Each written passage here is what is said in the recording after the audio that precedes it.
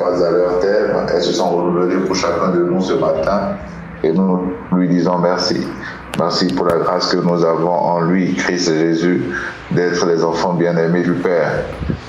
Nous bénissons son Saint-Nom et nous lui disons merci. Merci de ce que tous les jours de cette nouvelle année 2025 sont bénis déjà en lui. Ses projets bienveillants sont à l'œuvre depuis l'éternité et continuent. Nous lui rendons grâce de ce que ces plans bienveillants se manifesteront sans encoche tout le long de cette année et nous lui disons merci. Et ce matin encore, il y a plus de nous réunis afin de nous faire du bien, au travers de sa parole. Et souvenez-vous de cette parole que le Seigneur Jésus-Christ a dite en disant « Il vous est avantageux que j'aille au Père, que je m'en aille, parce que si je pars, je vous enverrai le consolateur qui est l'esprit de vérité qui vous conduira dans toute la vérité. » Et c'est l'œuvre de l'esprit en nous. L'esprit nous conduit dans toute la vérité. Il nous révèle les profondeurs du Père.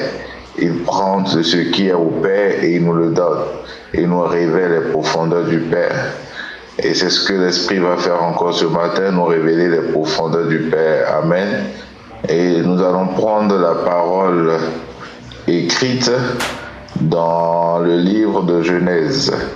Donc nous sommes dans le livre de Genèse, Genèse chapitre 2, versets 16 à 17. Genèse chapitre 2, versets 16 à 17. Si quelqu'un trouve, est-ce qu'il peut ouvrir son micro et le lire, s'il vous plaît?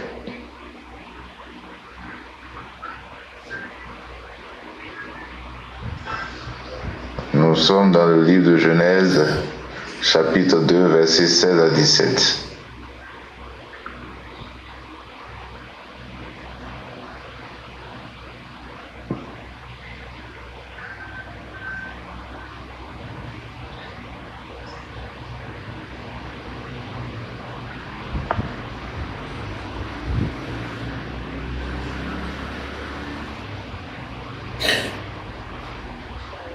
Shalom. Okay. Je lis Genèse 2 à 17. Le Seigneur Dieu donne cet ordre à l'homme. Tu peux manger les fruits de tous les arbres du jardin, mais tu ne dois pas manger les fruits de l'arbre qui fait connaître ce qui est bien ou mal. Oui, le jour où tu en mangeras, tu mourras, c'est sûr. Amen. Amen. Donc le Seigneur donne cet ordre à l'homme. Il dit, de tous les fruits du jardin, tu peux en manger. Mais tu ne mangeras pas les fruits de l'arbre qui fait connaître, se lit dans la version parole de vie, tu ne dois pas manger les fruits de l'arbre qui fait connaître ce qui est bien ou mal. Oui, le jour où tu en mangeras, il a dit certainement, assurément, tu mourras. Genèse 2, verset 16, Genèse 3, verset 22. Genèse 3, verset 22, je lis, le Seigneur Dieu se dit, eh bien, l'homme est devenu comme un Dieu. Il connaît ce qui est bien ou mal. Maintenant, il ne faut pas qu'il prenne aussi les fruits de l'arbre de la vie. S'il en mangeait, il vivrait pour toujours. Donc là, le Seigneur nous parle d'un autre arbre. Et il dit qu'il ne faudrait pas à l'homme, après avoir mangé le fruit de l'arbre qui fait connaître le bien et le mal, qu'il ne faudrait pas que l'homme aille toucher à cet arbre aussi, qui est appelé l'arbre de la vie, parce que s'il en mangeait, il vivrait pour toujours. Donc dans ces deux passages, le Seigneur nous parle de deux arbres. Amen. Le Seigneur nous parle de deux arbres. Il y a un arbre. Parmi tous les arbres du jardin, il y a deux principaux. Il y a un qui fait connaître qu'il y en a un qui est l'arbre de la connaissance du bien et du mal, et il y a le second qui est l'arbre de la vie. Et on se rend compte que ces deux arbres, le fruit de ces deux arbres produisent de la connaissance. Le premier, ça donne la connaissance du bien et du mal, et le deuxième donne la connaissance qui conduit à la vie. D'accord? Donc le premier conduit à la connaissance du bien et du mal qui produit la mort, tandis que le deuxième conduit à la connaissance de Christ qui produit la vie. Je récapitule deux arbres. Il y a un arbre qui produit la connaissance du bien et du mal qui conduit à la mort, et le deuxième arbre qui est l'arbre de vie qui produit la connaissance de Christ qui produit la vie. Et donc, la première question de notre temps de partage ce matin, c'est de savoir c'est quoi manger du fruit d'un arbre. Parce que le Seigneur dit qu'il ne faut pas toucher à l'arbre qui donne la connaissance du bien et du mal. C'est quoi manger le fruit d'un arbre? Ou en d'autres termes, comment le fruit de l'arbre produit-il? Comment vient cette connaissance en fait? Cette connaissance qui conduit soit à la mort ou qui conduit soit à la vie. Cette connaissance vient d'où? C'est la première question à laquelle nous allons essayer de répondre. Et deuxième question, comment cette connaissance produit-elle la mort ou la vie? Je résume pour que ce soit clair pour tous, pour qu'on continue. Les deux passages de Genèse que nous avions lus, on a lu Genèse 2, verset 16 à 17, Genèse 3, verset 22. Et dans ces deux passages, le Seigneur nous parle de deux arbres. Il y en a un qui produit la connaissance du bien et du mal, et cette connaissance du bien et du mal donne la mort. Parce que le Seigneur l'a dit, les fruits, tu ne vas pas manger les fruits de l'arbre qui fait connaître ce qui est bien ou mal. Oui, le jour où tu en mangeras, tu mourras. Premier arbre produit la connaissance du bien et du mal qui donne la mort. Dans Genèse 3, il nous parle d'un deuxième arbre que l'homme ne devrait pas toucher parce qu'il avait déjà touché, il avait déjà mangé les fruits de l'arbre de la connaissance du bien et du mal. Et cet arbre dont le Seigneur nous parle, c'est l'arbre de la vie. Et donc on dit, cet arbre-là, son fruit produit la connaissance. Et on sait que l'arbre de la vie, c'est Christ. Donc cet arbre, ce fruit produit la connaissance de Christ, et la connaissance de Christ produit la vie. Et la première question, c'est de savoir c'est quoi manger un arbre qui produit la connaissance? Ou bien, comment vient cette connaissance, que ce soit du bien ou du mal, ou cette connaissance de Christ? Comment est-ce que ça vient? C'était la première question à laquelle on va répondre. Et la deuxième question, c'est de savoir comment la connaissance de Christ produit la vie, ou comment la connaissance du bien et du mal produit la mort.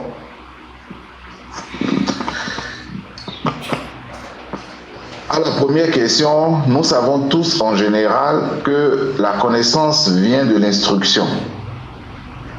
La connaissance, pour avoir de la connaissance, soit tu lis, soit tu apprends, soit tu regardes faire. Donc la connaissance vient soit de l'instruction, soit de l'enseignement, soit de l'apprentissage. C'est l'un des trois moyens principaux par lesquels on acquiert de la connaissance. Alors, manger le fruit de l'arbre, c'est s'adonner à une instruction ou un enseignement qui te transmet une connaissance. Donc, il y a une instruction ou un enseignement qui te permet de connaître le bien et le mal. Et il y a une autre instruction ou un autre enseignement qui te permet de connaître Christ. Donc, le fait de manger le fruit de l'arbre dont parle le Seigneur, c'est le fait de s'adonner à un enseignement, c'est le fait de s'adonner à une instruction qui va te donner une certaine connaissance. Donc, il y a une instruction ou un enseignement, quand tu l'écoutes, quand tu t'adonnes à écouter à cela, à cette instruction, quand tu t'adonnes à écouter cette instruction, cet enseignement, ça te donne une connaissance qui est la connaissance du bien et du mal, qui va produire la mort. Et il y a une autre instruction, un autre enseignement qui te donne une connaissance qui est la connaissance de Christ, qui te donne la vie. N'oublions pas que le Seigneur dans Ésaïe 55 au verset 3, il dit, je lis dans la version parole de vie, Ésaïe 55 verset 3, tendez l'oreille et venez vers moi. Écoutez et vous vivrez.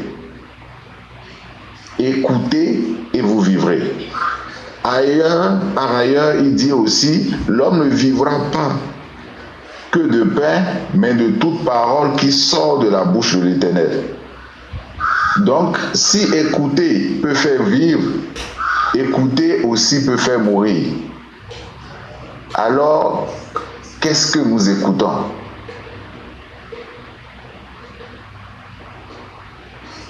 Qu'est-ce que nous prenons le temps d'écouter?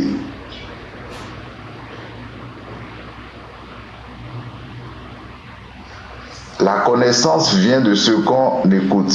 La connaissance vient de ce qu'on retient d'enseignement. La connaissance vient des enseignements que nous recevons. La connaissance vient de ce à quoi nous exposons nos oreilles ou ce dans quoi nous plongeons nos regards. La connaissance vient de l'instruction. Ça vient de l'enseignement. Ça vient de l'apprentissage ou de ce qu'on voit faire. Et le Seigneur nous dit qu'il y a une telle connaissance un tel enseignement, une telle instruction qui t'apprend à différencier le bien du mal. Et cette connaissance-là à différencier le bien du mal que tu acquiers au travers de cet enseignement te donne la mort. Mais il y a un autre enseignement qui te permet de connaître Christ, qui t'enseigne Christ, et cet enseignement-là, cette connaissance de Christ-là te donne la vie. Alors, à quel enseignement, à quelle instruction es-tu exposé au quotidien? À quel enseignement es-tu exposé au quotidien? Parce que c'est cela qui déterminera la connaissance que tu as. Et c'est cela qui déterminera le résultat que tu auras.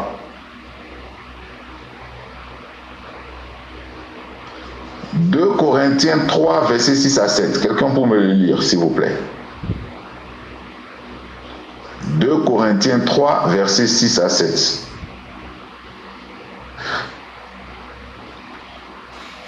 Nous sommes au début de l'année calendaire, comme on l'a dit, le 31. Et il est très important de revenir sur ces bases. Il est important de rappeler ces bases, des choses que sans doute nous connaissons déjà, mais qui est important pour nous, pour la traversée, alléluia, de cette année calendaire-là. C'est très important. Donc, quelqu'un pour nous lire 2 Corinthiens 3, versets 6 à 7.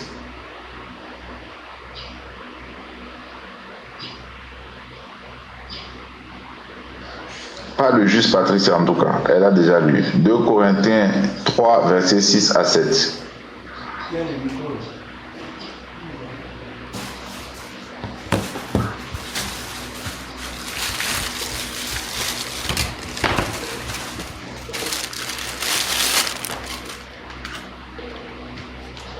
C'est quoi? C'est le résultat de la fête. Je veux parler comme un frère ici. Et qui 2 Corinthiens 3, versets 6 à 7. Merci, maman. Aussi rendu capable, digne et suffisant d'être ministre et dispensateur d'une nouvelle alliance du salut par le Christ. Non de la lettre, non du code juridiquement écrit, mais de l'esprit. Car la lettre, le code de la loi tue, mais l'esprit vivifie, l'esprit donne la vie. Or, si le ministère, la dispensation de la mort, gravé avec des lettres sur des pierres, le ministère de la loi a été glorieux, inauguré avec une telle gloire et une telle splendeur, au point que les fils d'Israël ne pouvaient fixer les regards sur le visage de Moïse à cause de l'éclat de la gloire de son visage, bien que cette gloire fût passagère. Amen. Je relis le passage dans la version Parole de vie. C'est lui qui nous a rendus capables d'être les serviteurs d'une alliance nouvelle.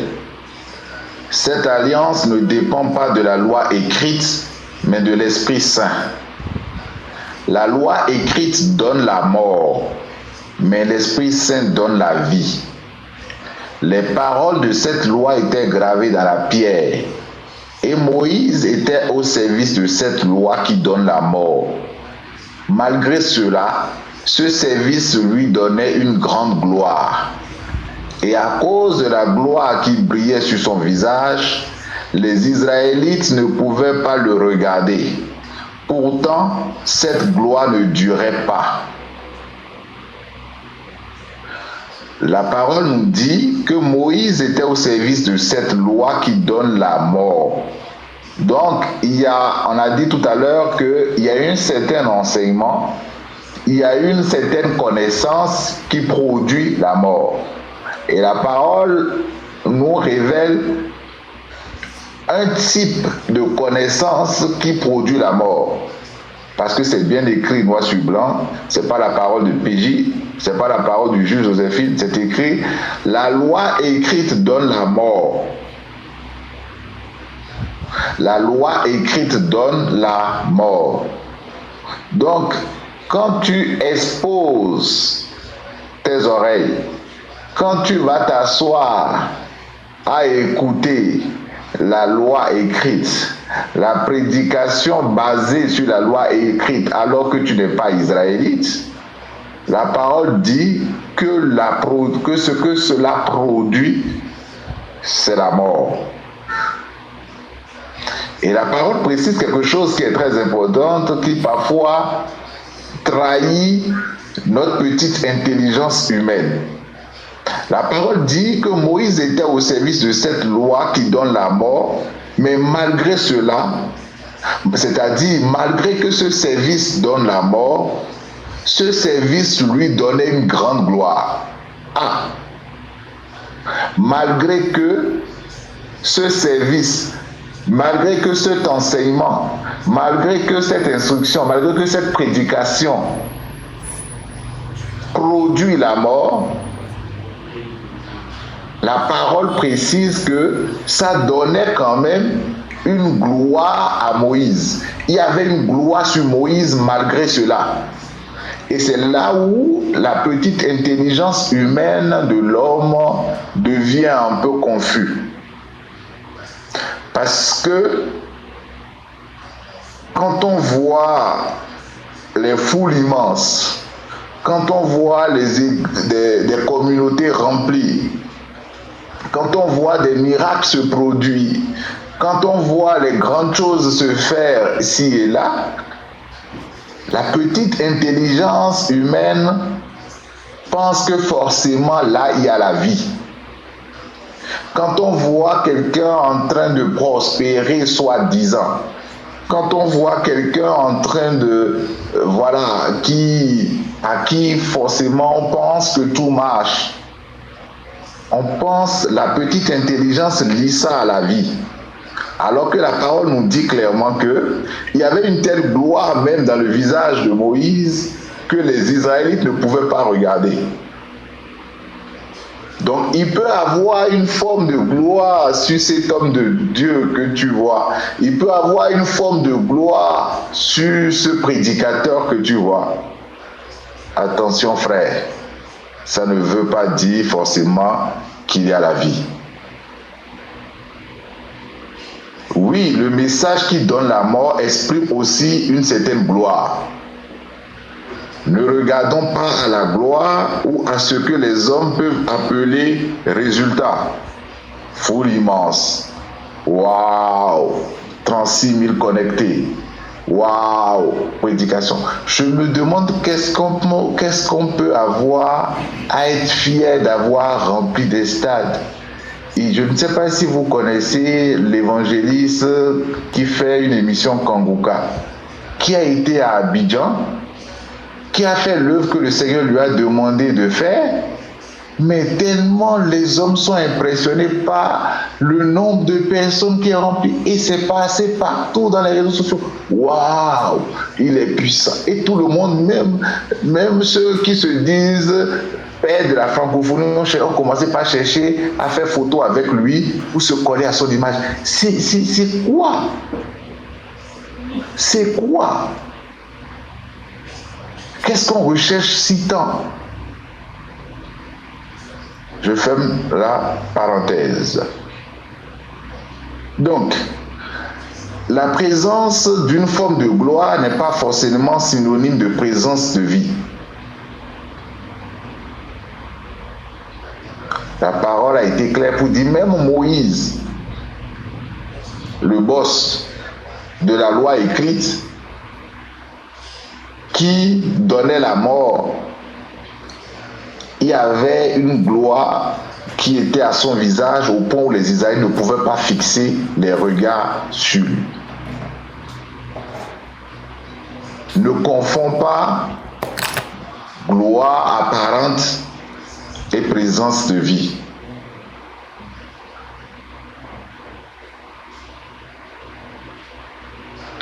Alors, je répète ma question, à quoi prêtons-nous oreille? Quel type de message écoutons-nous?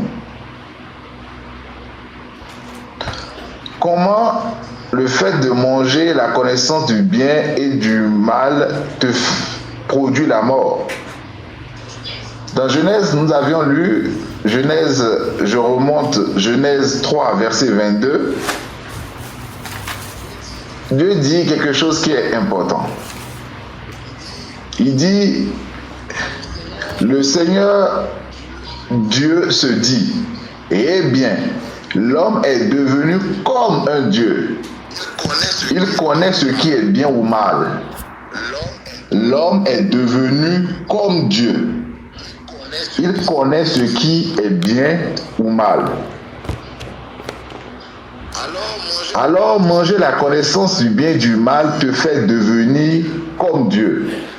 Mais attention, comme Dieu, mais pas Dieu.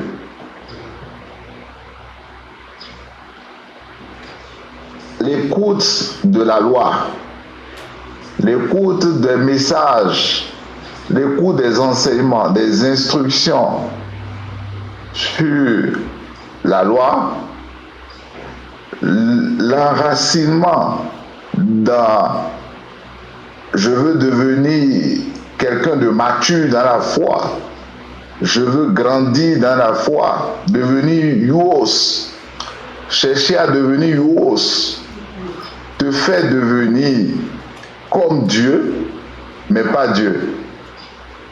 Et pour nous qui avions dansé entre-temps des morceaux, il y a un gars qui a dit jouer, imiter, mais jamais égaler. L'imitation, les femmes connaissent bien ce qu'on appelle même l'imitation, fausse imitation, vraie. L'imitation, ce n'est pas le prototype. Ça te donne l'impression d'avoir les mêmes facultés que Dieu. La connaissance du bien et du mal te donne l'impression d'avoir les mêmes facultés que Dieu. Donc tu peux à ce titre commencer par voir l'imperfection des œuvres de Dieu. C'est là que tu commences par voir que les choses ne sont pas faites comme cela se doit. Le monde est en train d'aller à la dérive. Le monde que Dieu a créé, où il a dit c'est bon, toi tu trouves que non.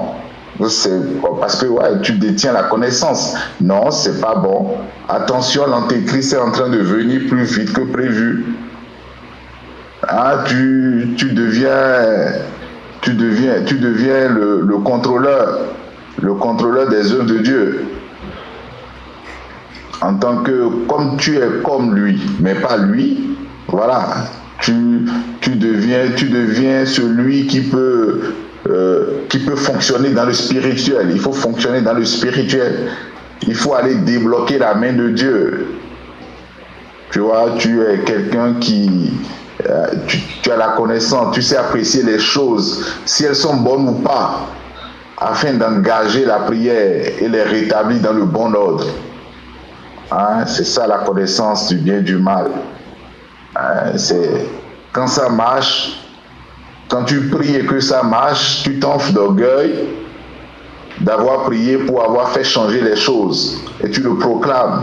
Donc quand on a vu la situation, on a dû déclencher 2 jours de jeûne et prière, et après ça, la sœur est venue, on a fait 2 jours de jeûne et prière, et puis baf, le problème s'est résolu. Hein? Et pour essayer de cajoler ça, tu dis par la grâce de Dieu, le problème est résolu.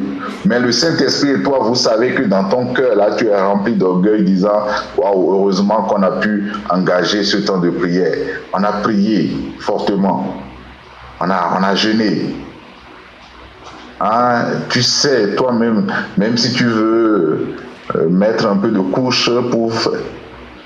Mais quand tu engages ce temps de prière-là, quand tu engages, soi-disant, ce temps de jeûne et que ça ne marche pas, alors tu vas te retrouver calmement au pied des murs des lamentations et tu commences des complaintes. Tu t'assieds au pied du mur des lamentations et puis tu entonnes un refrain rempli de complaintes, de comment, pourquoi, qu'est-ce que j'ai fait pour mériter ça, hein? Et il n'y a pas d'action de grâce qui monte de tes lèvres. Hein? Il n'y a pas d'action de grâce qui monte de tes lèvres. On peut voir ça avec l'exemple d'Adam et Ève. Hein? Hein? Tu es doté systématiquement de la faculté de voir tu es ôté, de la faculté de voir la perfection des œuvres de Dieu. Hein, c'est toi qui trouves que non, ça là, ça peut pas se passer comme ça, il faut qu'on se lève. Ça peut pas se passer comme ça. Hein, on peut regarder systématiquement l'exemple type du fruit de la connaissance du bien et du mal avec Adam et Ève. La parole dit que Adam et Ève étaient nus, mais ils ne s'en souciaient pas. Ils étaient nus, ce n'était pas un problème pour eux. Mais quand ils ont reçu l'enseignement sur les œuvres à accomplir pour être parfaits devant Dieu, quand le prédicateur est passé pour leur enseigner les œuvres à accomplir pour être parfaits devant Dieu, quand le prédicateur est passé pour leur enseigner les exigences, l'attente que Dieu a envers eux, ils ont dit, mais attention, au vu de tout ce que nous venons d'entendre, nous ne sommes pas qualifiés pour nous présenter devant Dieu, mais nous sommes nus. Ce n'est pas respectueux de notre part. Ce n'est pas sain de notre part de nous présenter nus comme ça devant Dieu. Alors que, avant le passage du prédicateur, ça ne leur disait rien. Et là, ils se sont rendus compte que non, ce n'est pas respectueux de notre part de nous présenter devant un Dieu saint, un Dieu glorieux comme ça, parce qu'on leur a dit, attention, le Dieu tout-puissant, le Dieu glorieux, tu ne peux pas être dans cet état et te présenter devant lui. Et en ce temps, ils ont vu leur nudité et ils sont allés se cacher. Et il fallait maintenant pour eux s'ajuster avant de se présenter devant Dieu. Et donc la connaissance du bien et du mal commence par produire l'auto-justice. Il fallait qu'ils s'aménagent, il fallait qu'ils s'arrangent avant de se présenter devant Dieu. Donc ce fruit donne la pleine capacité de fonctionner selon sa propre justice, ce que Dieu appelle la mort. Tu n'as plus besoin de Dieu puisque tu as la capacité de te faire des fruits pour te couvrir. Tu n'as plus besoin du Saint-Esprit puisque tu sais t'engager dans la prière pour aller changer les choses. Tu n'arrives plus à donner gloire à Dieu parce que tu sais que ce qui se fait là, c'est pas bon. Pourquoi il t'a pas donné ça? Pourquoi? Tu n'arrives plus à donner gloire à Dieu puisque tu connais le chemin tu connais mieux les bonnes places autour des murs de lamentation. C'est là que tu élis domicile puisque tu trouves que c'est pas bon. Comment il peut faire ça assis et ne pas faire ça moi? On a commencé le même jour, mais l'autre est, moi je ne suis pas.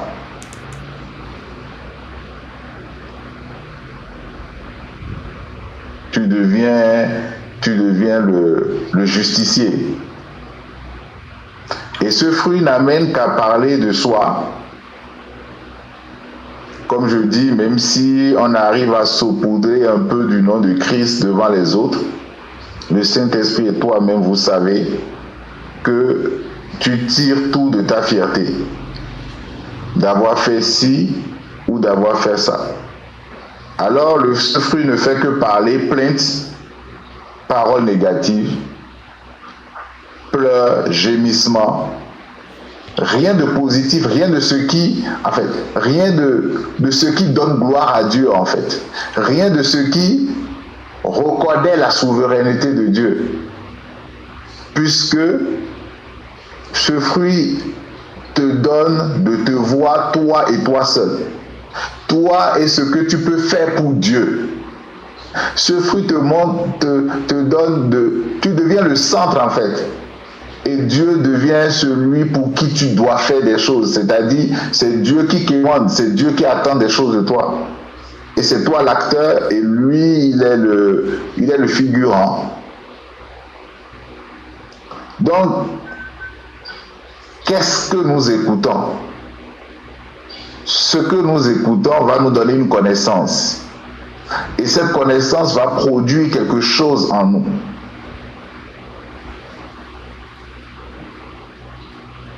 Qu'est-ce que nous écoutons? Par contre, pour le deuxième arbre, le Seigneur dit que cet arbre donne la connaissance de Christ. L'arbre de vie te donne la connaissance de Christ. Et la connaissance de Christ te fait voir systématiquement la perfection de l'œuvre du Père. La connaissance de Christ t'amène à voir le tout est accompli de Dieu. La connaissance de Christ t'amène à voir la magnificence de l'œuvre de Dieu. Et ça te plonge involontairement et spontanément dans l'action de grâce. Parce que ce fruit que tu manges, c'est la parole de Christ qui t'est prêchée tous les jours. C'est la parole de Christ qui t'est prêchée tout le temps.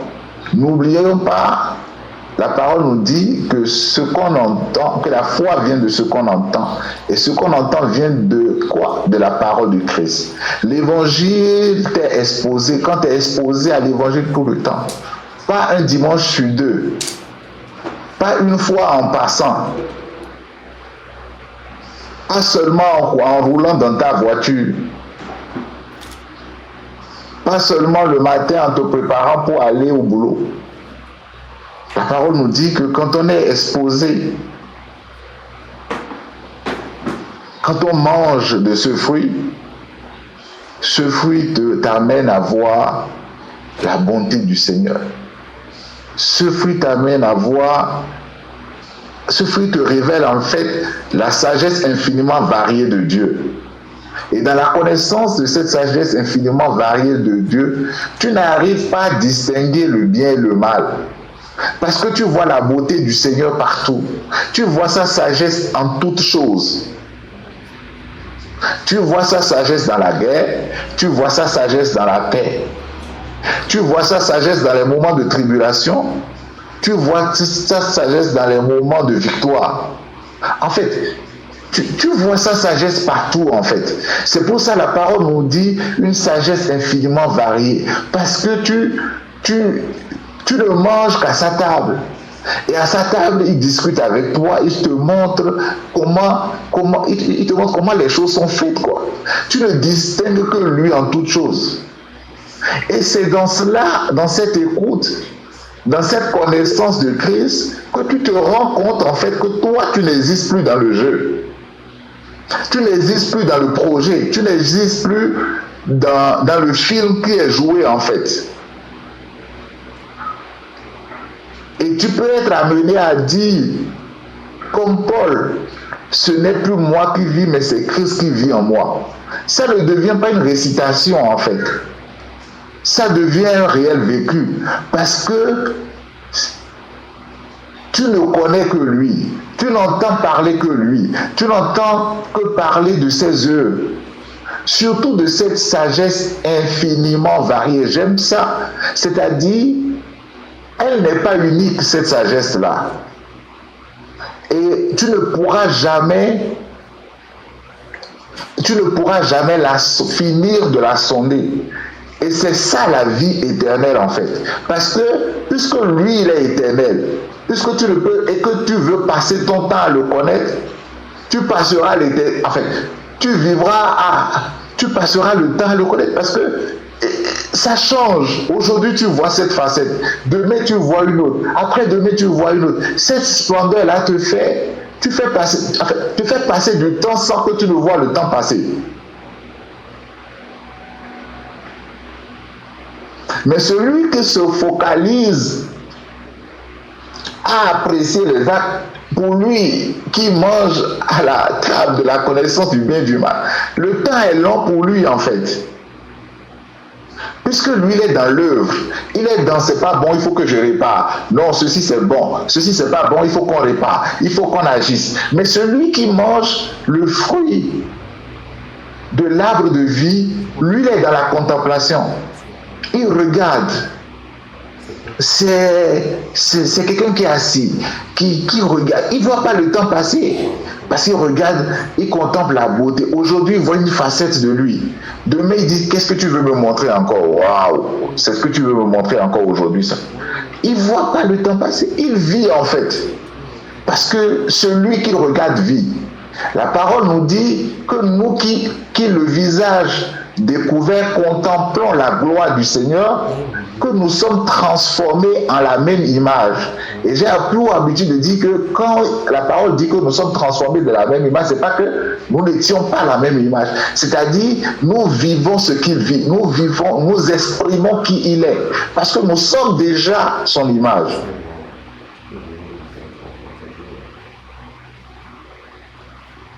Et quand nous mangeons à la table de l'arbre de vie,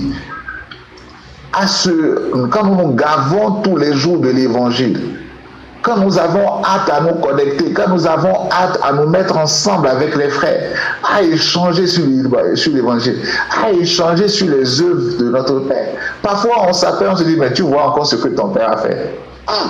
Non, il est grave, quoi. Comment le Père peut faire des choses comme ça? Ce qui peut paraître scandaleux pour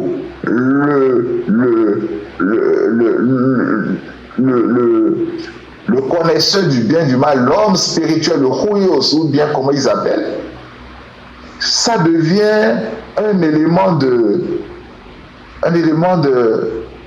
je sais pas, c'est bon pour toi à voir, quoi, mais comment papa peut faire encore des choses comme ça? Tu vois ce qu'il a fait encore? Tu vois dans quoi il a... Ah non, mais il est terrible, papa. Vraiment, gloire à son nom. Ce n'est que lui qui peut faire ça. Ce n'est que lui qui peut être derrière ça. Donc, l'écoute, le fruit de l'arbre de vie qui est la connaissance de Christ, ne te révèle que Christ, ne te révèle que l'œuvre que Dieu a accomplie. Mets l'accent sur lui. Et là, tu ne peux que voir Christ qui est ta justice.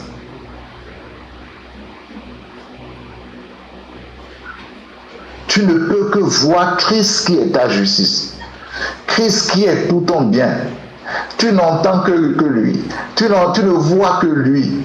Tu ne contemples que lui. Et tu ne parles que lui.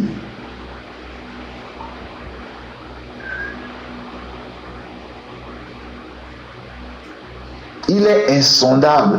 Donc tu ne peux jamais t'ennuyer de le sonder.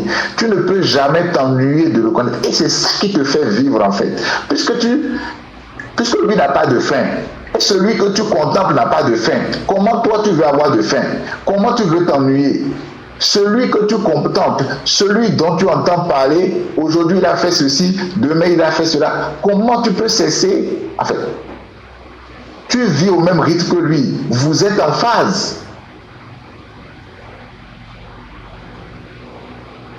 Aujourd'hui, c'est telle image que tu vois de lui en plongeant tes regards dans les Écritures. En sondant les Écritures, c'est telle image que tu vois de lui.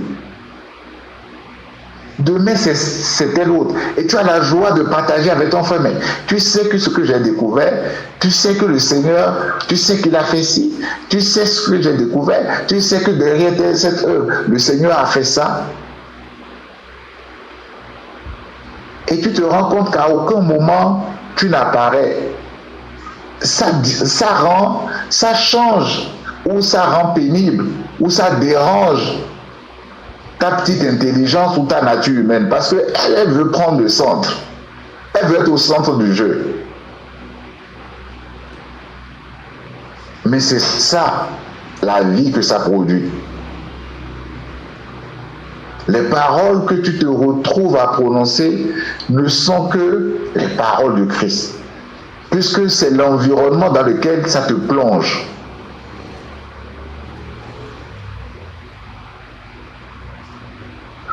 Puisque c'est l'environnement dans lequel ça te maintient.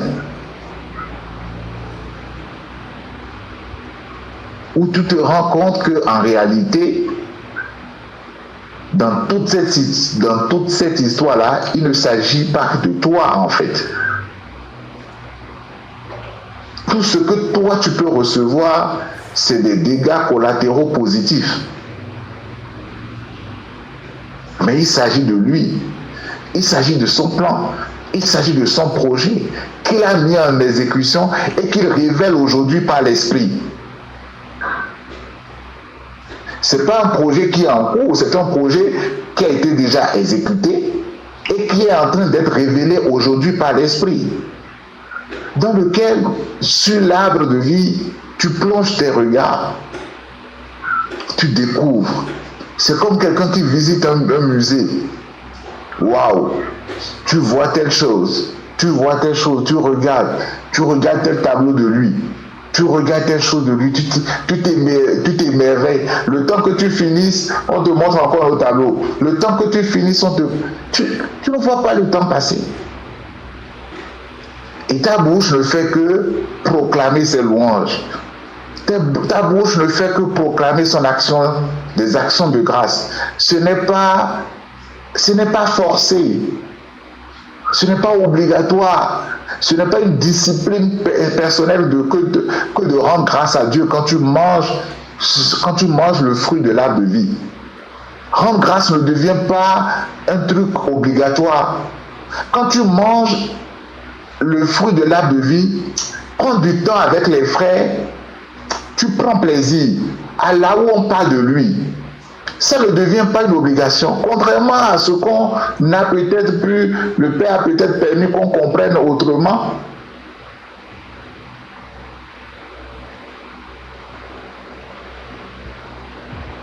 Manger.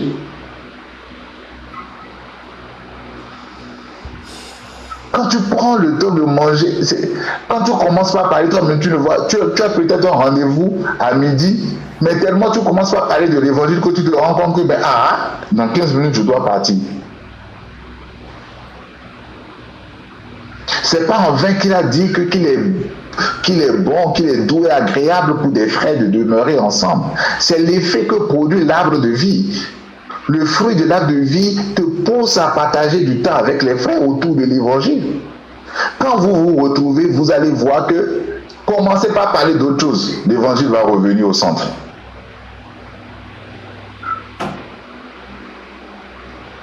Venir aux réunions, participer au temps de réunion avec les frères devient une conséquence.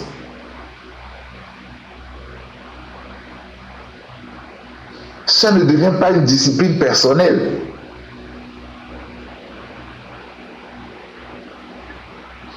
sous l'arbre de vie, il n'y a pas de discipline personnelle. La parole en elle-même a la capacité de tout faire. Elle produit toutes choses en nous.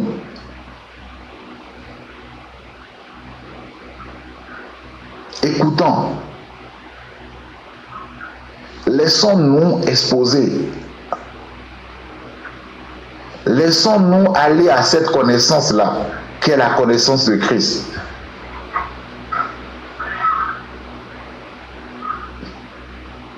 Et voyons, constatons quel fruit va en sortir. Puisque c'est l'arbre même qui porte des fruits. Voyons quel fruit va en sortir.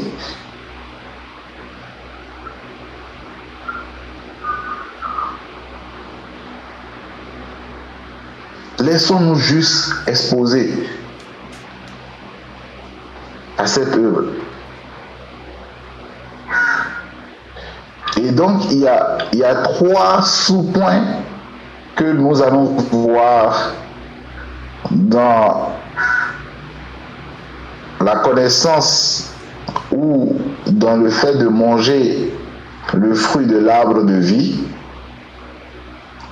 Il y a la présentation, comme je disais, le fait de présenter chaque fois Christ, de se laisser, en fait, le fait d'exposer nous, Paul dit, mais qui vous devant qui Christ a été peint comme crucifié. C'est-à-dire, il y a l'annonce de l'évangile, il y a l'annonce de Christ, il y a l'annonce de son œuvre.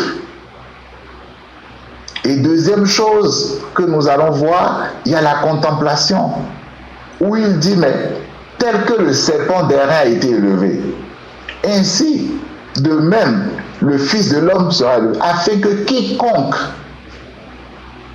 regarde, quiconque croit, quiconque regarde, sera sauvé. Et la troisième chose que nous allons voir, ça va être la confession.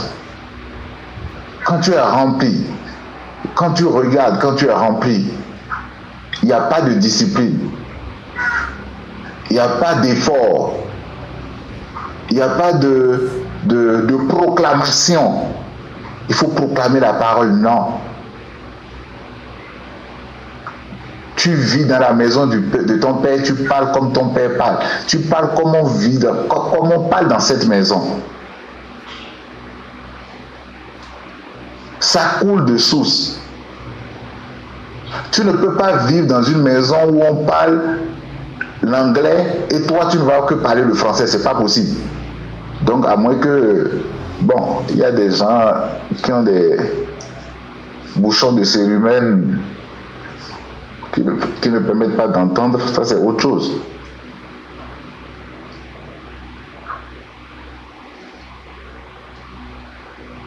En fait, il n'y a pas de contrainte dans la vie avec le Christ. Il n'y a pas de, je le dis comme ça, il n'y a pas de discipline personnelle.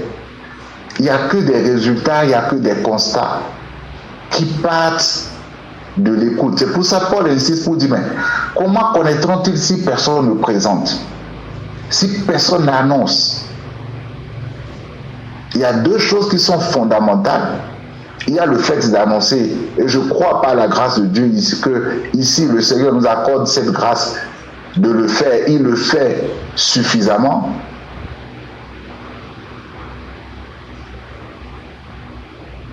Mais il y a l'autre chose qui est l'écoute. Et c'est en cela que je nous interpelle ce matin. L'écoute. Pas l'écoute une fois en passant. Pas l'écoute, je sais déjà ce qu'ils vont dire. C'est méconnaître la sagesse infiniment variée de Dieu. Le même message de Christ ne va pas te donner la même connaissance de Christ. Le même message sur Christ ne va pas te donner la même connaissance de Christ. c'est méconnaître sa sagesse infiniment variée. Donc ne dis jamais non, c'est la même chose qu'on dit, oh ça on connaît. C'est pas possible. Le même message sur Christ ne te donnera jamais la même connaissance de Christ.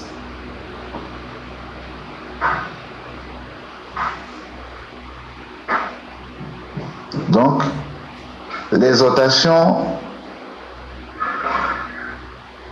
que je nous fais ce matin, c'est la qualité de notre écoute. C'est la capacité que l'Esprit de Dieu nous donne de pouvoir être assidu dans l'écoute.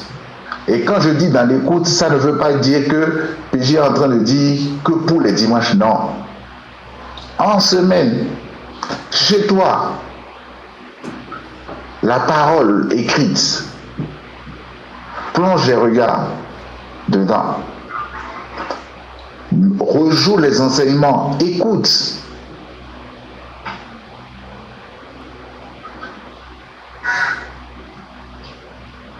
Prends plaisir dans la communion fraternelle.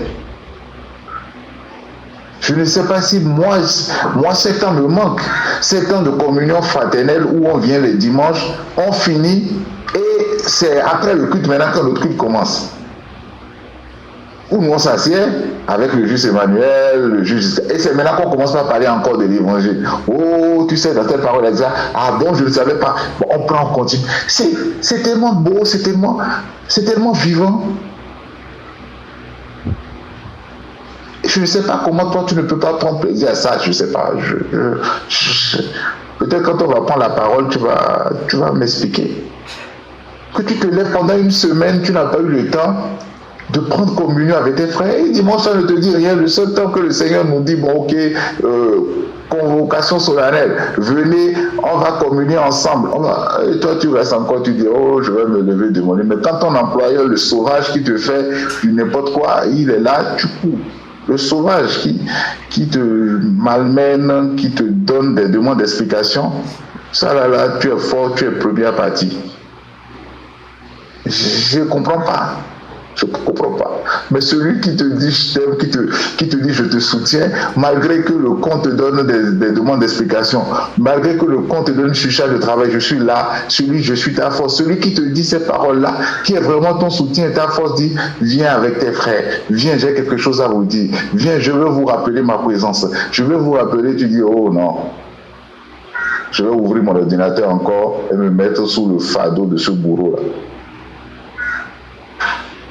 Je prie que cette année 2025, que tu en sois délivré. Et que la grâce, la faveur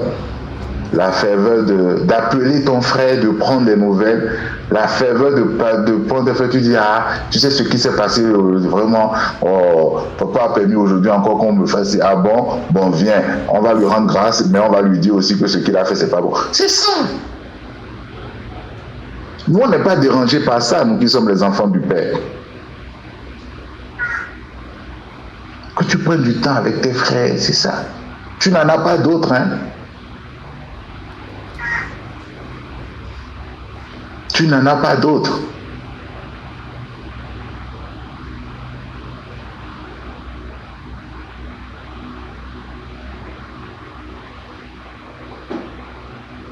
C'est seulement tes amis que tu peux choisir. Tu ne peux pas choisir tes frères. Tes amis, tu peux les choisir.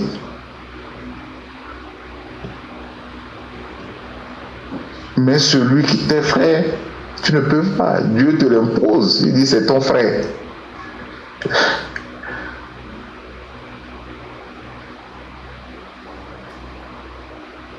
Que le Seigneur qui a voulu par ses paroles éveiller encore notre conscience dans l'écoute, dans l'assiduité, dans la présence des temps de partage, dans l'assiduité dans l'écoute. Cette parole a elle-même la capacité de produire ce qu'elle dit. Et le dimanche prochain, nous allons continuer par les autres points que j'ai annoncés. s'il y a des questions, des interventions. Sinon, je retourne le micro à celui qui me l'a donné, Simon Giscard-Acquis.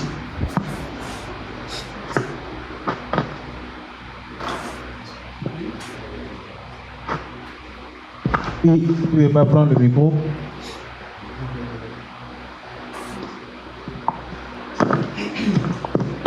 Est-ce qu'il y a des interventions?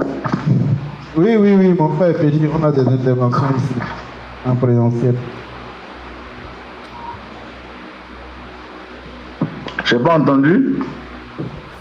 Je disais qu'on a des interventions ici en présentiel. Ah, ok, des interventions en présentiel. Oui. Gloire à Jésus.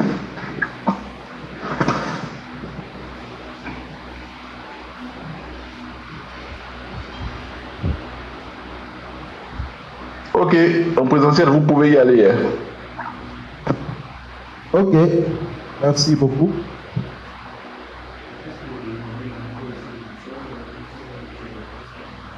Ok, d'accord.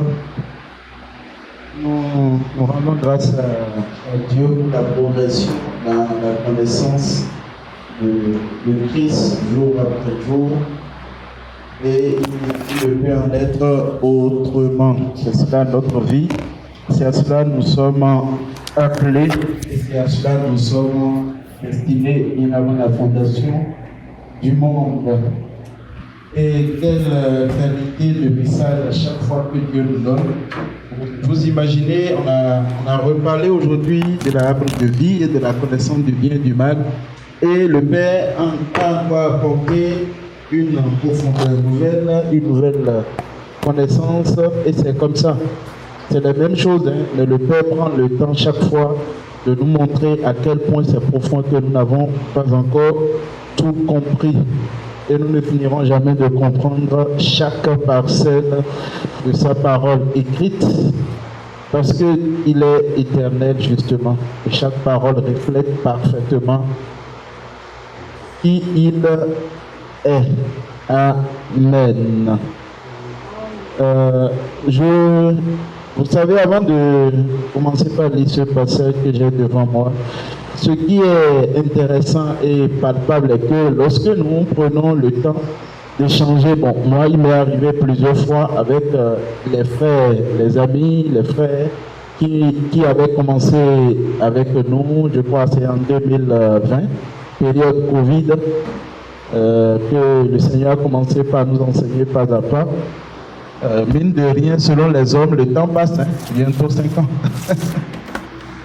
Pas à pas, et qui, aujourd'hui, qu'on le veuille ou pas, ne sont plus présents au temps de communion, d'échange. Quand le Seigneur fait grâce de les croiser, tu échanges avec eux, et qui estiment qu'ils ont tout compris de l'évangile et qu'ils n'écoutent plus. Tu dis ça, arrête de rire. Tu me veux tout tu es scandalisé, je vais dire. Quand tu les entends, quand vous commencez par échanger, tu es scandalisé, tu dis, ah, toi tu dis encore ceci, c'est quoi, qu'est-ce qui s'est passé? Tu es scandalisé quand tu les entends parler, quand vous êtes en train d'échanger. C'est là que tu réalises la sagesse de Dieu, quand il dit que l'écoute apporte la vie, l'écoute régulière et continue apporte la vie, et l'écoute régulière et continue peut aussi apporter la mort. Tu es scandalisé par les paroles qui te sortent. Tu vas entendre, ah, les choses ne bougent pas, il faut que je prenne un temps de prière, de retraite pour changer les choses. Tu entends des choses, il te dit qu'il sent qu'il y a un blocage. Tu dis, mais Seigneur, waouh, c'est terrible, hein? Juste parce que la personne n'écoute plus. C'est tout, hein? Simplement, le fait de ne plus écouter, tu les entends parler, mais tu dis, mais nous avons été abreuvés à la même source pendant longtemps, pendant des années. Ce n'est même pas, tu as dit, bon, celui-là, il était venu une, deux fois, il est parti. Non. Tu te dis, mais attends, lui, il est resté pendant 1 an, 2 ans, 3 ans à écouter la bonne nouvelle. Mais subitement, quelques mois, sans écouter la même bonne nouvelle, il commence par dire des choses, tu dis, mais waouh, quand Dieu nous dit d'écouter continuellement la bonne nouvelle, il sait mieux que nous pourquoi il dit ça et que c'est pour notre bien. Et le passage que le juge PJ a donné tout à l'heure, qui nous tous à visage découvert, moi je nous lis ça ici dans la Bible Parole vivante, 2 Corinthiens 4, à partir du verset 17 d'abord, avant de lire le verset 18 qui parle du visage découvert. Le verset 17, 2 Corinthiens 4, le verset 17. Le Seigneur dont il est question, c'est l'Esprit. Car là où est l'Esprit du Seigneur, là règne la liberté. Et de vous à moi, vous savez très bien que partout où on écoute la connaissance du bien et du mal, je dois planifier mon année. La dernière fois, je voyais déjà les gens ont commencé par écrire comment réussir ton année 2025. 3 clés à mettre en pratique pour ne pas échouer ton année 2025. Comment transformer ton année 2025 en année d'espoir. Et vous réalisez qu'il n'y a aucune liberté. Tu ne te sens pas absolument libre. Au contraire, tu as des contraintes à gauche, à droite. Alors qu'on dit que l'Esprit du Seigneur est là et qu'il y a la liberté. Tu ne sens aucune liberté. Maintenant, on revient au verset 18. Or, sans voile, le visage découvert. Or, c'est sans voile, le visage découvert que nous tous, nous contemplons comme dans un miroir la gloire du Seigneur. Ainsi, nous sommes, et le mot là est très important, constamment. Vous voyez, le mot constamment, ça veut dire que ce n'est pas un effet qui se passe et c'est fini. Non. Gisela, tu veux dire quelque chose? Ok.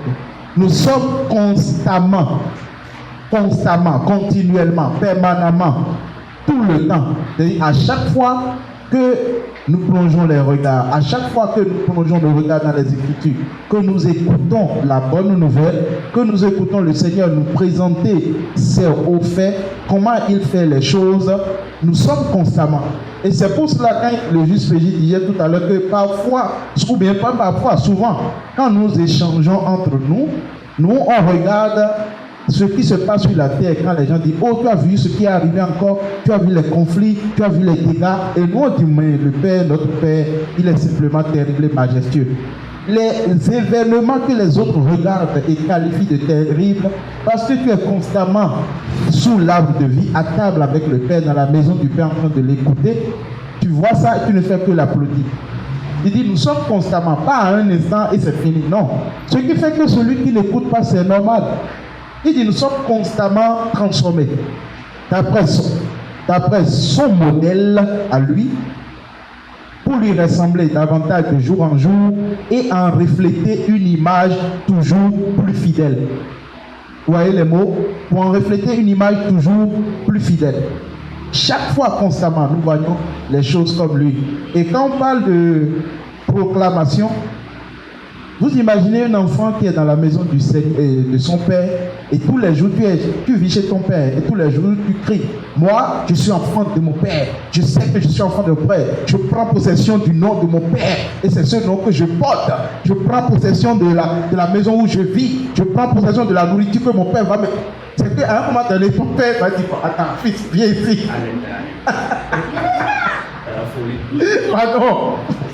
Pardon, qui t'a rendu fou? Fils, viens t'asseoir. Soit il va te chasser même de la maison, il dit, mais je suis fatigué de toi. Quel est ton problème? Mais c'est ce que nous faisions. Attends, tu es dans la maison du Père, c'est toi tout le temps qui dois crier. Le Père va dire, mais attends, cet enfant-là, il a quel problème? C'est la folie. C'est la folie, simplement, quand tu regardes ça. Mais c'est ce que nous faisions hier. Et c'est ce que beaucoup continuent de le faire dehors. La Pâque qu'il a donné, il continue tout le temps. Tu les vois tout le temps. Le 31 décembre, ça a été chaud. On a proclamé ça. Ils ont proclamé ça fatigué. Et aujourd'hui, ça continue. Je proclame sur mon année. Mais le Père va dire, mais tu es fou, c'est de la folie ce que tu fais. Sa gloire devient progressivement notre. Il ne saurait en être autrement car celui qui agit en nous, c'est le Seigneur lui-même. Car celui qui agit en nous, c'est le Seigneur lui-même. Donc il ne peut en être autrement. Et vous vous rappelez du passage de 1 Josué 1, verset 8, quand il disait que ce livre de la loi ne s'éloigne point de ta bouche, médite-le jour et nuit, et car c'est alors que tu auras du succès dans tes entreprises, c'est alors que tu réussiras, que j'essaie de paraphraser comme ça. Or, les Écritures nous rapportent, si jusqu'à tu trouves le passage, tu mets ça dans le chat, que pour nous, la loi, c'est l'esprit. Elle dit pour nous qui sommes en Christ, la loi, c'est l'esprit. C'est pour cela que dans Romains 8.1, il dit qu'il n'y a plus de condamnation pour ceux qui sont en Christ. Ça, le régime nouveau, c'est l'esprit qui vit, l'esprit qui donne la grâce.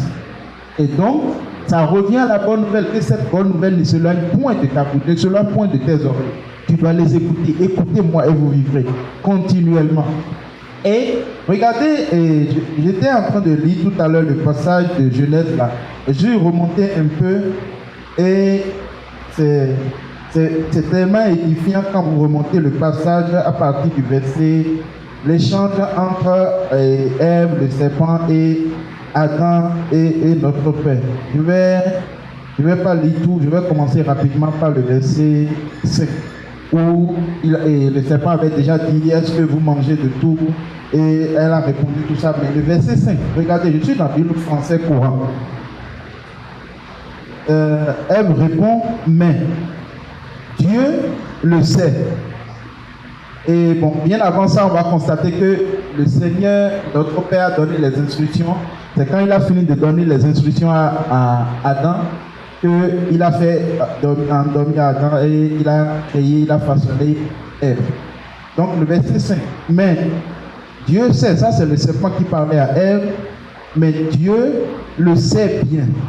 Dès que vous en aurez mangé, vous verrez les choses telles qu'elles sont. Vous imaginez? Donc ça veut dire que quand vous êtes là, ça c'est la connaissance du bien et du mal. Hein? C'est-à-dire, tel que vous voyez les choses selon la vie, ce n'est pas tel qu'elles sont. Ça c'est ce que elle va écouter. Il dit que dès que vous en mangerez, Dieu sait que vous verrez les choses telles qu'elles sont.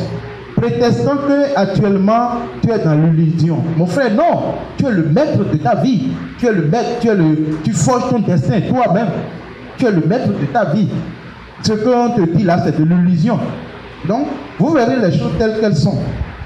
Et il ajoute, vous serez comme lui capable de savoir ce qui est bon ou mauvais. Donc, vous devez avoir la capacité de savoir ce qui est bon ou mauvais. Et regardez le verset 6. La femme dit que les fruits de l'arbre étaient agréables à regarder. Ils devaient être bons. Et la suite qui est intéressante pour moi ici dit qu'il donnait envie d'en manger pour acquérir un savoir plus étendu.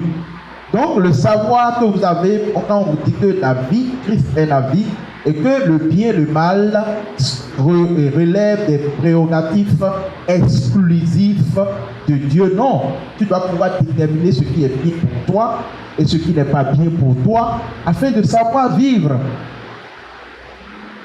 Alors, ils se vit tous deux. Et donc, elle prie, elle mange. Et jusque-là, vous allez constater qu'elle en prit un, en mangea, puis elle en donna à son mari qui était avec elle, et il en mangea lui aussi. Le mari a mangé sans savoir que c'est là de la connaissance du bien et du mal qu'il est en train de manger. Parce qu'il n'y a pas eu de précision que, le fruit que tu manges là, c'est là de la connaissance du bien et du mal, dans les récits que nous voyons ici. Mais jusque-là, il y a encore quelque chose de plus important quand on descend. Je descends un peu, je vais nous épargner la lecture quand vous serez à la maison, même si vous êtes déjà à la maison. Prenez le temps et de lire, chacun vous allez constater ce que j'ai dit. Le Seigneur Dieu appela, l'homme répondit, je t'ai entendu, non, je laisse ça. Hein? L'homme répondit, verset 10, je t'ai entendu dans le jardin, j'ai eu peur, là je suis venu, je me suis caché. Dieu dit, qui t'a appris que tu étais venu, demanda le Seigneur, Dieu, aurais-tu goûté aux fruits que je t'avais défendu de manger? Maintenant, regardez comment ça commence, le verset 12. Dès que l'homme a pris connaissance du bien et du mal, l'homme a commencé par dire plutôt que ce que Dieu a fait, c'est pas bon. L'homme a commencé par corriger Dieu. Le verset 12. L'homme répliqua, c'est la femme que tu m'as donnée pour compagne. C'est elle qui m'a donné ce fruit et j'en ai mangé. Prétextant que c'est parce que toi, tu as fait la femme, que ça est arrivé. C'est ta faute. Parce que maintenant, je connais le bien et le mal. Si tu n'avais pas fait ça, la femme n'était pas bien pour moi. j'étais tranquille dans mon coin. Il commence maintenant par reprocher à Dieu que son œuvre n'est pas parfaite. Son œuvre n'est pas très bonne. Il n'a pas achevé son œuvre. Parce que s'il avait bien fait et qu'il ne lui avait pas donné de femme, il serait tranquille dans son coin.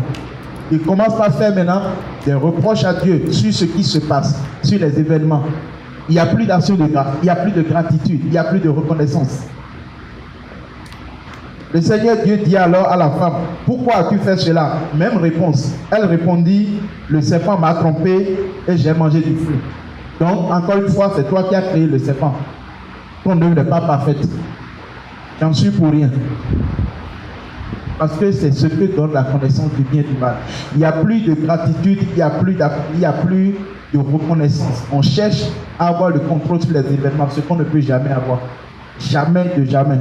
Parce qu'un seul a le contrôle sur les événements. Et quand il y a le contrôle, il nous permet de voir ici, il y a une paix que les autres ne comprennent pas. Et c'est pour cela qu'ils nous prennent parfois des souciens d'irresponsables. Parce que nous savons que notre Père est le maître du game, le game changer. Vous imaginez, vous aussi, celui qui dit qu'il est le maître de son destin. Il veut contrôler sa vie. Il veut avoir le contrôle absolu. On lui a dit que dans cette année, voici les 3 clés à mettre en place pour que son année réussisse. Et s'il n'applique pas ces 3 clés, son année ne réussira pas. Mais celui-là ne sait pas que, avant même qu'il se réveille le matin, que les bontés de Dieu se sont déjà renouvelées. Que ses compassions se sont déjà renouvelées. Et qu'avant même qu'il ne mette en pratique les soi-disant clés, le Seigneur a déjà fait lever son soleil sur lui. A déjà fait pleuvoir sa grâce sur lui. Et c'est lui qui veut mettre en pratique des clés pour que son année soit parfaite et bonne, selon la connaissance qui lui a été enseignée. Shalom.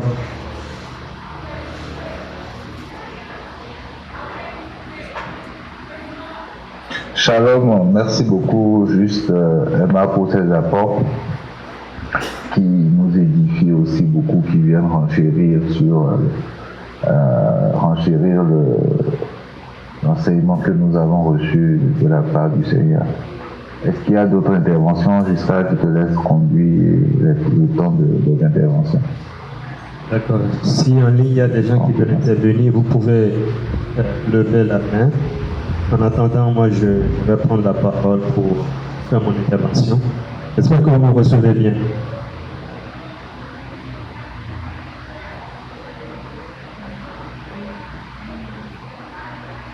Amen. Mon intervention, je bénis le Seigneur pour, tout reconnaissant au Seigneur pour le message de ce matin, qui a abordé un point très, très essentiel pour nous, et que souvent nous négligeons, à savoir d'abord ce que nous écoutons. Qu'on le veuille ou pas, ce à quoi tu es exposé a une incidence sur ta vie. Ça a une incidence sur ta perception des choses, sur ton attitude. Voilà. Et donc, il est important pour nous de pouvoir, même hier, je disais ça à quelqu'un, être sélectif dans ce que nous écoutons, ce à quoi nous nous exposons. Le Seigneur nous a créés ainsi, dans sa souveraineté, de manière à ce que nous le voulions ou pas, tu peux dire non, ce n'est rien, c'est faux. Du moment où tu as été exposé à cela, que tu le veuilles ou pas, sache que ça aura une incidence. Et le danger, c'est quand tu restes continuellement exposé à la même chose. Donc il est important pour nous d'être très très très sélectifs dans ce à quoi nous sommes exposés. Aujourd'hui, avec l'avènement des réseaux sociaux, ce n'est pas très évident. On est exposé à toutes sortes d'informations, à toutes sortes de choses, à toutes sortes de prédications. Il y a des choses que tu vois sur le net, tu tombes des nues, tu dis mais qu'est-ce que celui-là raconte? Voilà, donc il faut qu'on soit très très sélectif, sinon on s'expose à tout et ce que ça crée une confusion, un mélange en fait. Et voilà. Donc il faut qu'on soit très sélectif dans ce à quoi on est exposé. Première chose, donc la qualité de ce qu'on écoute. Et quand tu sais que tu es en train d'écouter la bonne qualité, notamment ce qu'on a écouté ce matin, ce genre de message, il faut pouvoir l'écouter de manière continuelle. Pas juste une fois en passant, on a tellement d'enseignements aujourd'hui sur notre plateforme YouTube que je me dis, nous avons assez de choses pour demeurer dans la parole. Le Seigneur, Jésus pouvait dire dans Jean 15, 7 à 8, il dit, demeurez dans la parole. Il nous demande de demeurer dans la parole et que la parole demeure en nous. Donc c'est capital pour nous en fait de demeurer dans la parole, cette parole de grâce, cette parole qui nous donne de connaître Christ tel qu'il est véritablement, pas de la manière dont les êtres humains veulent le faire connaître ou veulent disculper le Seigneur. Le Seigneur n'a pas besoin qu'on puisse le disculper, non. Dans tous les cas, que tu l'amènes au tribunal, même si tu l'amenais au tribunal, quoique personne ne peut l'amener au tribunal, Paul pouvait dire, même si on t'amène au tribunal, tu seras toujours trouvé juste et les hommes seront trouvés menteurs. Dans tout ce que le Seigneur fait, c'est bon. Il n'y a rien à dire dessus. Donc, il faut que nous puissions demeurer dans sa parole continuellement. Ce n'est pas juste les dimanches ou une fois en passant, on se dit, bon, il y a longtemps, je ne suis plus venu aux réunions, bon, je vais aller saluer ceux-là une fois en passant. Ou bien, ça fait un moment que je ne suis plus connecté, je vais me connecter là pour voir ce qu'ils racontent. Non, c'est pas ça. Ce que nous faisons, c'est pour le bien de tous. Donc, que tu viennes ou que tu ne viennes pas, ce n'est pas pour moi mon bien. Ça ne changera rien. Que tu te connectes ou que tu ne te connectes pas, ça ne changera rien à moi, ni à Péji, ni à Emmanuel, à qui que ce soit, non. Donc c'est d'abord pour toi-même. Donc quand moi je viens, c'est pour moi-même. Quand je me connecte, c'est pour moi-même parce que je sais que ça m'apporte plus. Et je ne crois pas qu'il y ait quelqu'un ici qui puisse dire que à chaque fois qu'il s'est connecté ou qu'il s'est déplacé pour venir en présentiel, il n'a pas eu un plus. C'est pas possible. Et j'apprécie le point souligné par le juge Jean Péji quand il parlait de communion fraternelle, de ces moments-là. Et c'est vraiment ça. Lorsque tu es exposé à ces paroles et qu'il y a cette écoute continue et soutenue, la conséquence de cela, c'est que cela doit t'emmener naturellement, sans qu'on ne te force, à apprécier ces moments-là, qui sont des moments de qualité en fait. Ça doit nous amener à apprécier ces moments et à avoir même, être impatient de se retrouver pour ces moments. On doit être impatient. Et que cela ne doit pas être comme contraignant. Non, ce n'est pas de la religion, non. Pas du tout. Te retrouver avec tes frères, est-ce que c'est de la religion? Je ne sais pas. C'est de la religion? De se retrouver avec ses frères et sœurs? C'est pas de la religion. Pour échanger, pour discuter avec tes frères et sœurs? C'est pas de la religion. Voilà. Parce qu'à la maison, est-ce que tu ne discutes pas avec tes frères et sœurs? C'est la même chose. Mais ici, on discute autour des affaires de notre Père. Une chose la plus importante qui devait même être prioritaire pour nous. Et donc, pour moi, ce message de ce matin est une interpellation de plus pour chacun de nous à pouvoir redéfinir nos priorités, à pouvoir comprendre l'importance de ces moments-là. Et j'atterris en exhortant particulièrement les bien-aimés qui sont à Cotonou, Calavi environ, de faire l'effort de se déplacer. Si on va appeler ça un effort, quoique ce n'est pas un effort, c'est la moindre des choses, je pense, de se déplacer pour être en présentiel, pour qu'on se retrouve, oui. Parce que c'est aussi bien de se retrouver dans ces moments chaleureux-là. Même entre frères et sœurs, oui, on peut s'appeler au téléphone, mais il y a des moments où on se déplace pour aller voir son frère ou sa sœur. C'est de la même chose, en fait. Donc, c'est important pour nous, ces moments-là. Et le Seigneur continuera de cette assurance à nous conduire dans la vérité, à nous enseigner. Et aussi, je nous demanderai de ne pas être avare. De ne pas être avare. Nous ne sommes pas des avares spirituels. Mais ce que le Seigneur nous accorde la grâce de recevoir ici. Et essayons d'être de ceux-là qui en parlent autour de nous, qui invitons d'autres soyons ceux-là qui invitent d'autres personnes à se connecter ou à se déplacer pour bénéficier de ça. Parce que, comme le passage l'a si bien dit, le passage qu'on a lu premièrement, on a lu dans 2 Corinthiens 3, 6 à 7, on le révèle. Moïse, la loi écrite, Moïse qui est dépositaire de la loi, il y avait une gloire sur lui. Il y avait une certaine gloire sur lui.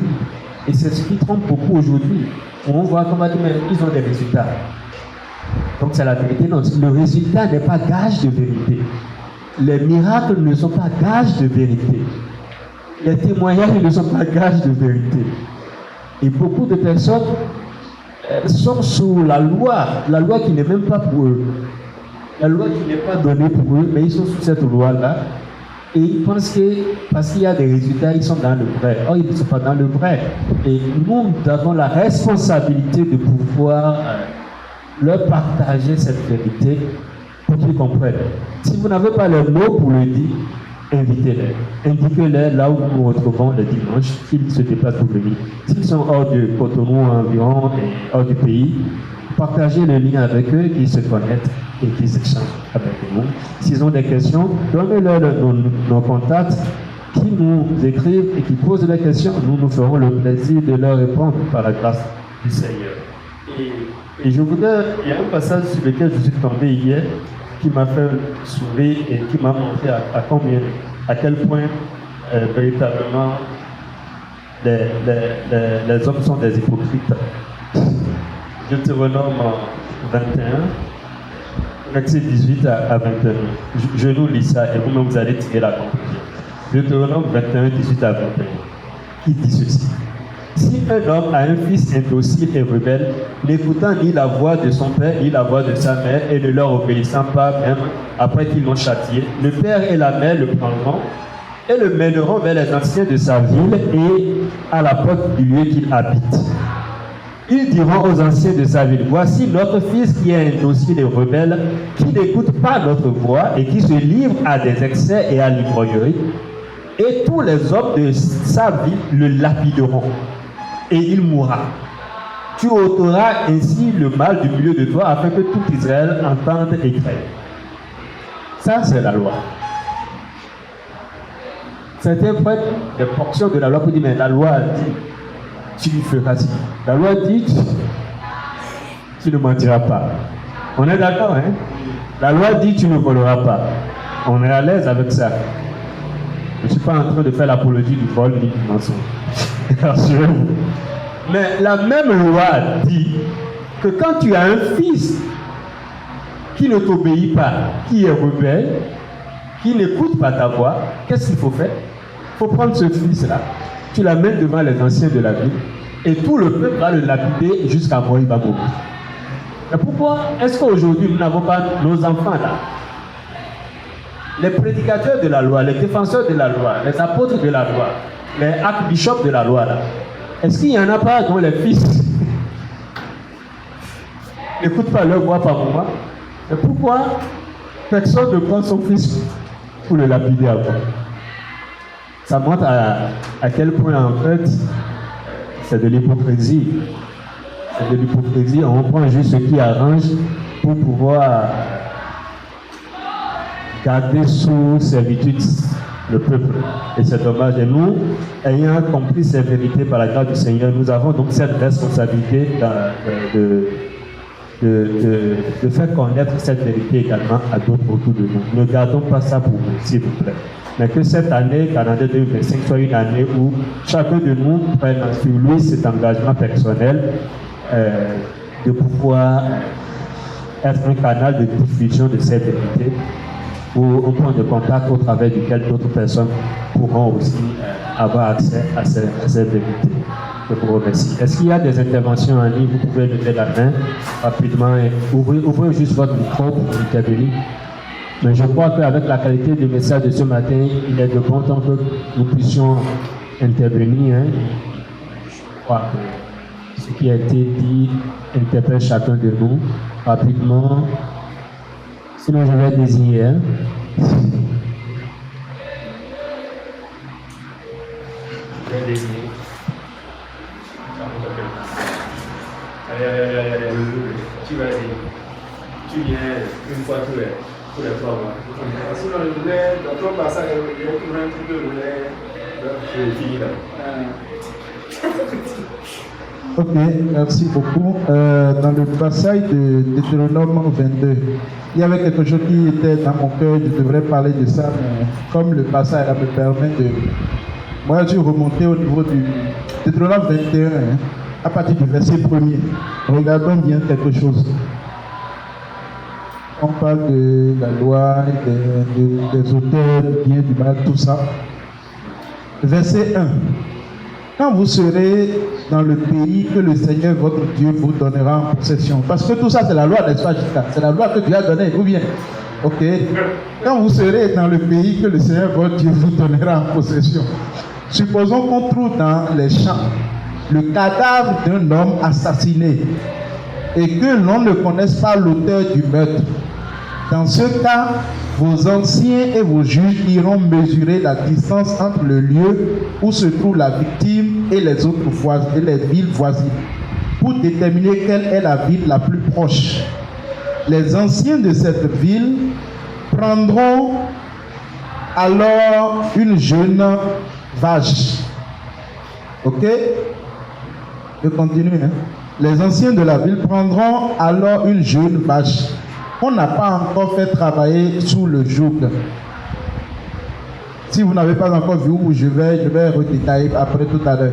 Ils l'amèneront près d'un torrent où il y a toujours de l'eau et sur les bords duquel on n'a jamais labouré ni semé.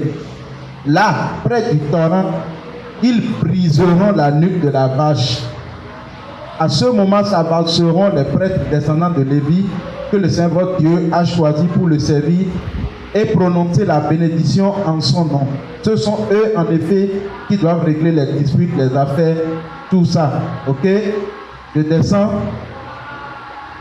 Ok? Tous les anciens de la ville qui se sont approchés du cadavre se laveront les mains au-dessus de la vache dont on a brisé la nuque et ils déclareront: nous ne sommes pas les auteurs de ce meurtre et nous n'avons pas vu ce qui s'est passé. Ok? Chers frères, ça c'est la loi de Dieu. Ceux qui aujourd'hui sont tellement adeptes de la loi que Dieu a donnée au peuple juif et c'est devenu leur pain quotidien. Mettons les choses dans leur contexte. Ok?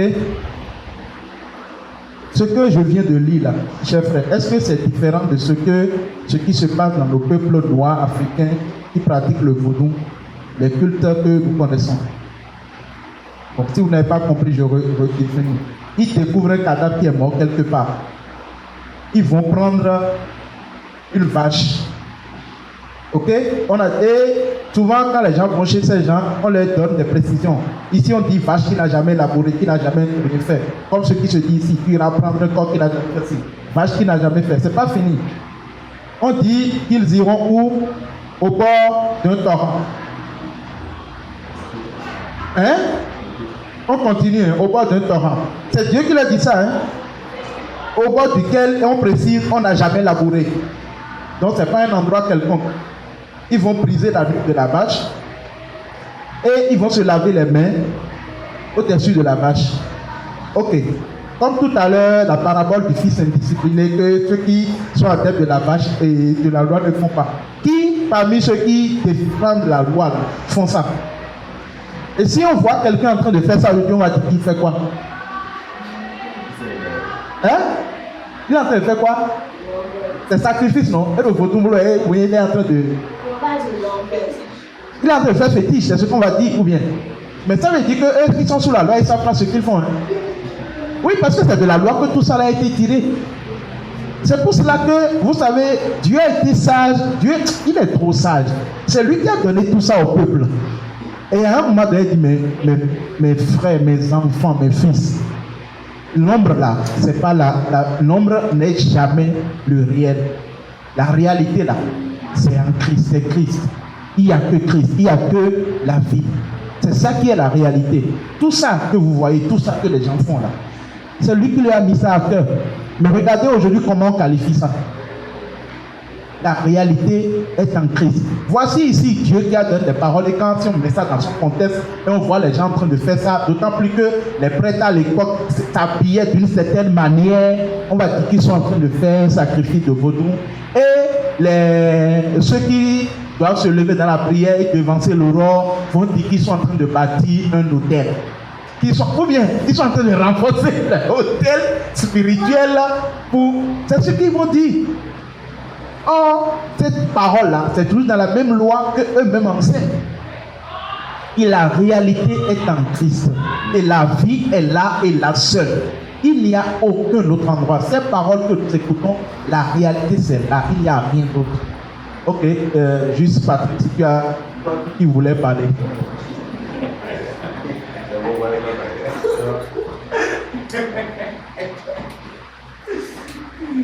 Shalom. Grâce à Dieu pour ce message. Et je voudrais faire un petit apport. L'écoute est tellement capitale, l'écoute permanente est tellement capitale que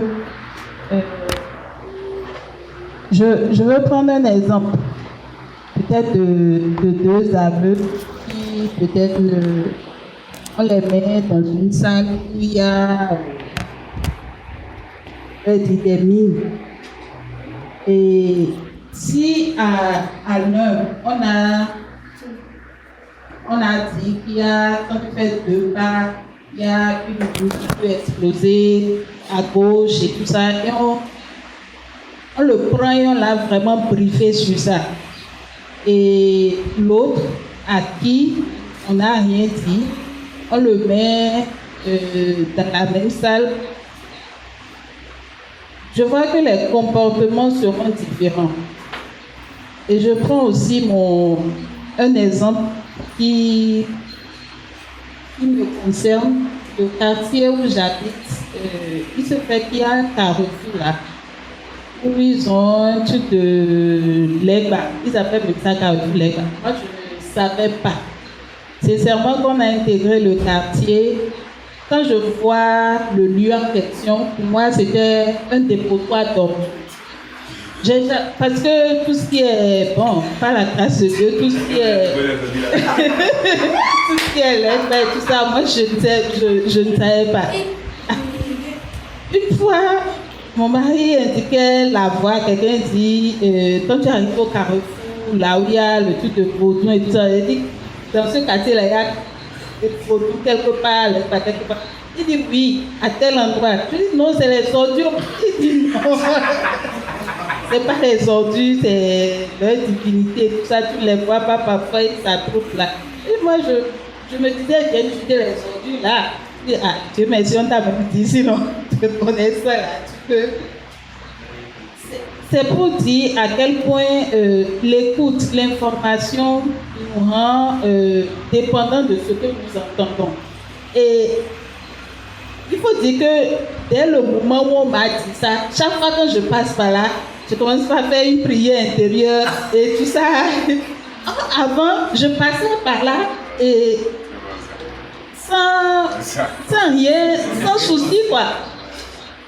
Du coup, je me rends compte à quel point l'écoute, l'information que nous avons et le fait d'être exposé, ça c'est une parole comme ça qui est sortie, mais imaginons la parole qui est vie, que nous écoutons chaque fois.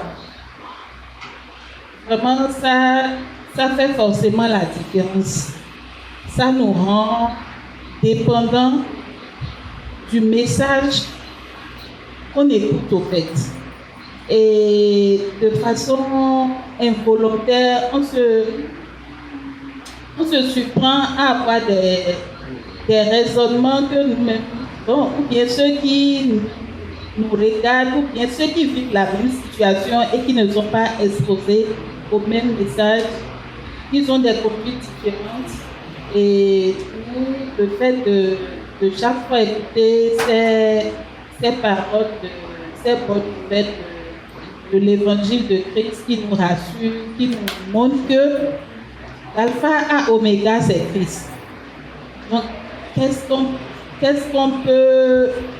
qui peut arriver d'autre que lui n'est plus?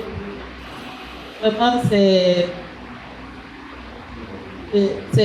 vraiment capital d'être dans à écouter cette bonne nouvelle. Et je vais peut-être finir par un verset qui, l'autre verset c'était Josué, le juste Emmanuel avait déjà partagé. Le second verset c'est Jacques 1,19 qui dit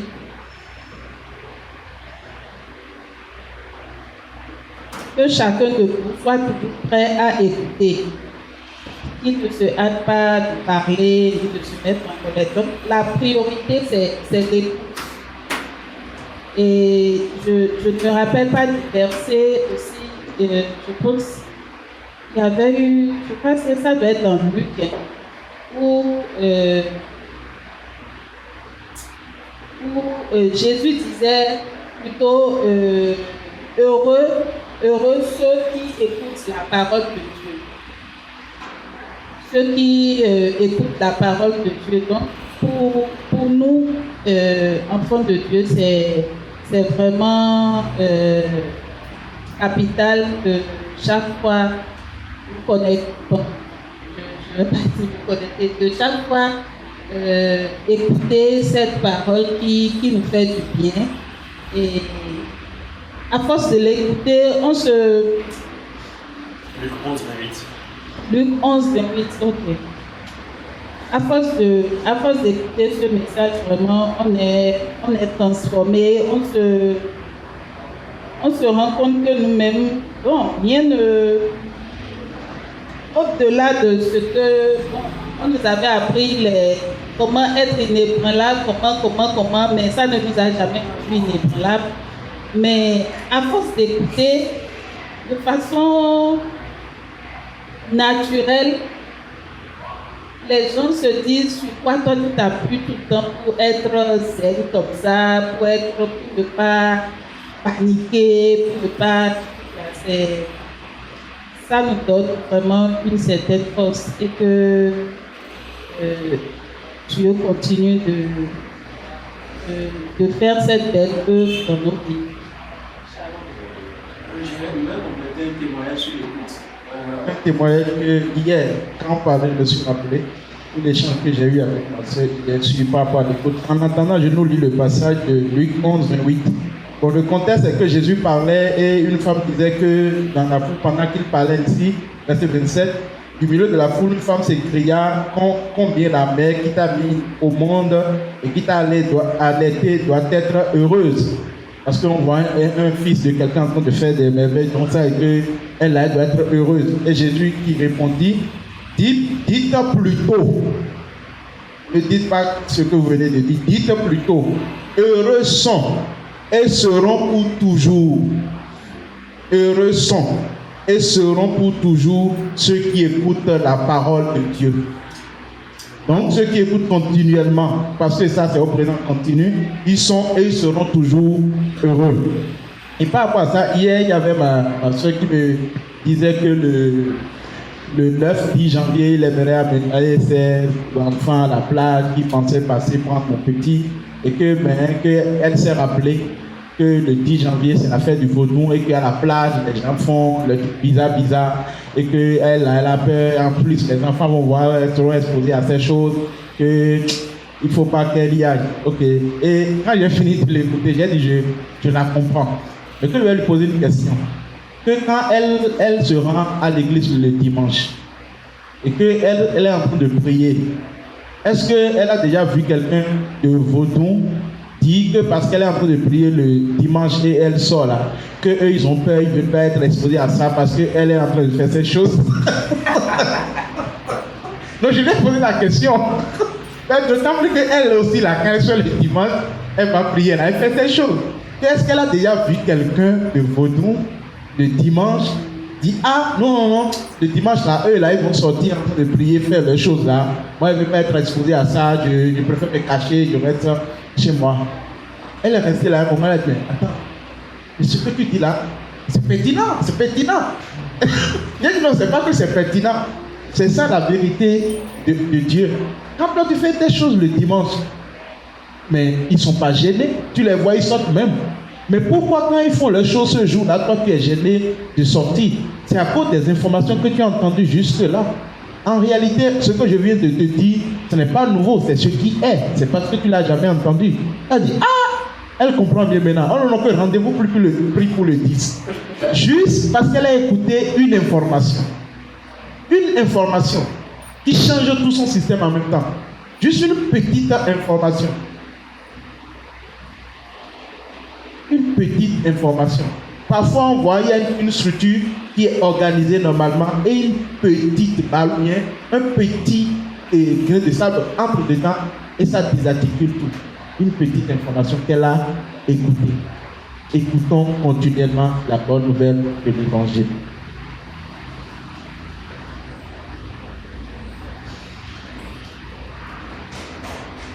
Amen. Est-ce qu'il y a des interventions en ligne rapidement? Des interventions en ligne? Oui, c'est silencieux en ligne.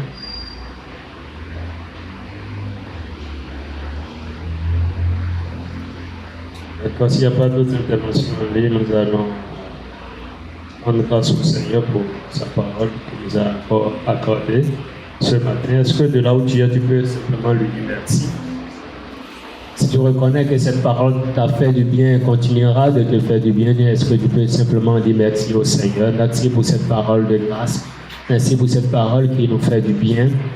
Merci pour ces vérités que tu nous rappelles, tu nous donnes de pouvoir comprendre la nécessité, l'importance pour nous de continuer à nous nourrir de l'arbre de vie, de la connaissance de Christ, car c'est cela qui nous procure la vie véritable, la vie éternelle. Merci de mettre l'emphase sur Christ. Merci de mettre les projecteurs sur Christ dans nos cœurs. Que dans nos cœurs, que les projecteurs demeurent sur Christ et Christ seul et sur personne d'autre. Père, nous voulons te dire merci pour cela. Nous sommes infiniment reconnaissants. Merci de ce que tu nous donnes de pouvoir être à l'aise avec ces vérités et que ces vérités soient à l'aise en nous, de demeurer dans ces vérités continuellement. Que cela ne soit pas juste pour aujourd'hui, mais que tout au long des jours, dans cette semaine et pour toujours, que nous continuions à nous nourrir de ces vérités, Seigneur, par ta grâce. Action de grâce à toi et à toi seul. Amen. Amen. Nous sommes au temps des enfants des annonces. Shalom à tous. Rendons grâce au Seigneur pour le message d'aujourd'hui.